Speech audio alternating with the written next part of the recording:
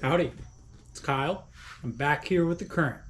And as you can see, I've got some things to talk to you about. If you haven't watched my new boat video, go back, watch that first, because I recently bought a new boat, a new to me boat. This is a 2015 Triton 18TX with a Suzuki DF115SS on it and a 24 volt 80-pound thrust Minn Kota Fortrex. Other than that, it is a bare bones boat. And what we have here are a few things that will make this boat not so bare bones. In this video, I'm going to talk you through what I've got here, number one. And number two, we're going to install this stuff. We got a lot. We got a lot to go over. Again, I'm going to go bow to stern, and I'm going to talk you through what we've got here. So first off, the Garmin Echomap Ultra 126 SV with the GT54 transducer. This puppy, she's going on the bow. She's going to go over the recessed trolling motor foot pedal. It'll be a single graph, and I have the Garmin Panoptix Livescope Plus. That comes with the GLS 10 black box and the LVS 34 transducer. I will be choosing between the old perspective mount and the regular forward-facing mount. I'm not sure which one I'll do yet, but we'll get to that later as we get into the install. I'll be mounting it to the shaft of my Fortrex, and I'll have a single Ionic 12 volt 50 amp deep cycle lithium to run this baby with. I actually have two more of these on their way. Again, if you haven't watched my first video, I talked about the first tournament I fished in this boat, which was without any of this stuff, with just a fish finder that, hard to call a fish finder because it works about 10% of the time, with just that as my electronics. And about 2 hours before the tournament was over, we had a weigh-in at 4 p.m. My trolling motor batteries died. So what I did, while Ionic was having a nice little sale on Lithium Hub, I bought two more of these, two more 50 amp 12 volts that I'll link together to run that 24 volt trolling motor. And last off, we have the Garmin Echomap UHD 93 SV. This is not the new version. This is not the UHD 2. This is the first version. I'm okay with that. I'll be running this at the console. This will be my side imaging, down imaging, and more importantly, my mapping tool. I don't have a Navionics card yet for it, but I certainly will get one. And I have a Ethernet, I think it is. I forget what they call the cord, but I have a linking cable that I'll be sending information between both of these with. That GT54 transducer that I mentioned, I'll be mounting that to the transom. And again, I'll be sharing the side, down, and regular sonar 2D to this guy via the rear transducer. I'm planning on, at least for now, not mounting a transducer to the trolling motor, and I'll just use the transom transducer. So that is pretty much my setup. I bought two different mounts, a mount for, again, like I mentioned, over the recessed trolling motor to mount this guy, and then I purchased a console mount that I'll have to remove the in-dash little 3-inch fish finder that came on the boat, and then fabricate, I assume, out of some like PVC board, something to cover it up. And then I'll have to relocate my oil temp sensor, but otherwise that shouldn't be a big deal.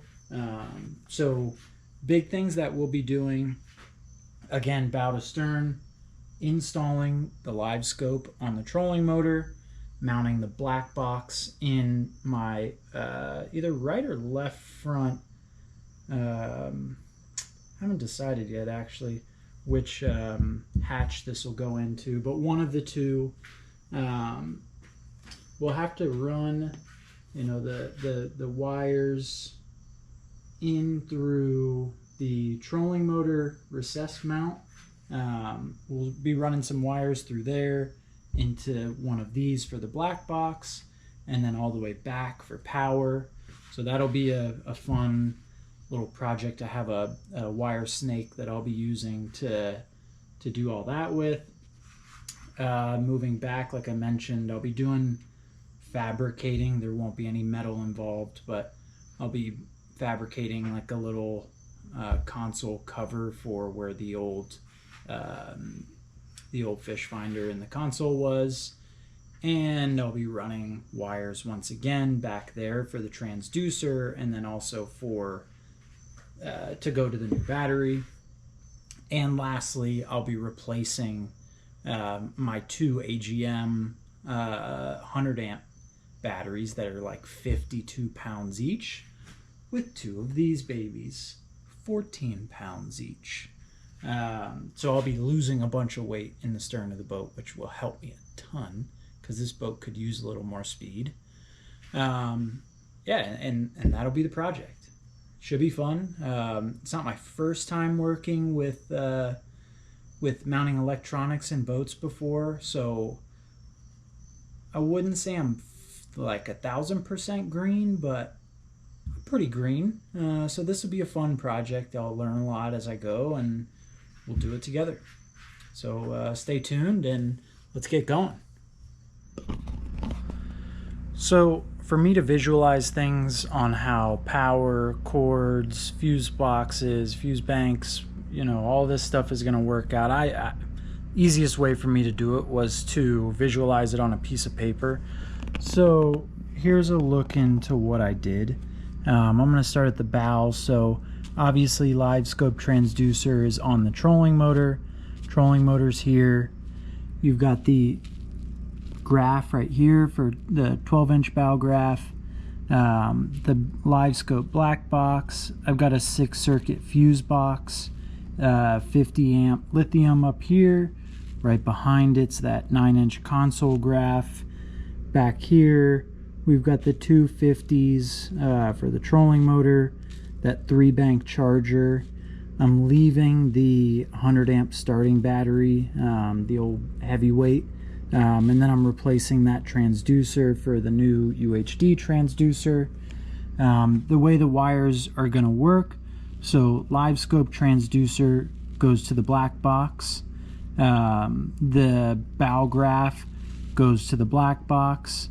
The bow graph also is going to go to the fuse block that's in the front hatch with that black box. The trolling motor is going to go all the way to the back to those 250 amps. Thankfully, I've already got those wires run because it was already hooked up, obviously.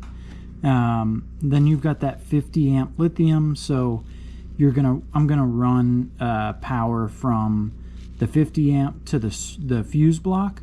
I'm likely gonna put a break in between for an on-off switch between the fuse block and the battery, and then between the battery and the charger, I'm gonna run that 8 gauge wire through. I've got a little sheath that goes through here where the trolling motor wire is.